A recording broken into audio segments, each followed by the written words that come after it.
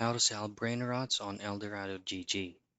Now in this video, I'm going to show you couples of things for you to be able to start selling your collection of Brainrots on Eldorado.gg.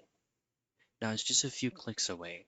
So all I have to do first is visit Eldorado.gg's official website and make sure that you are logged in into your account. Now before posting your Brainrots on Eldorado on the marketplace, there's a lot of things that you need to verify first.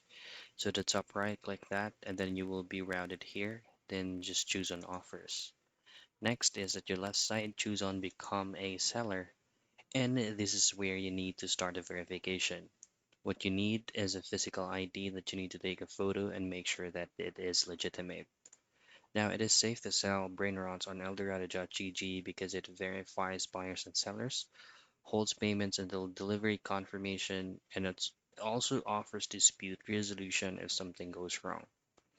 Now, next is create a listing with clear screenshots of the Brainrot that you would like to be posted on Marketplace. Pick an in-game location, confirm payment and transfer the item, complete the trade, and leave feedback. That's it. That's how you sell Brainrots on Eldorado.gg.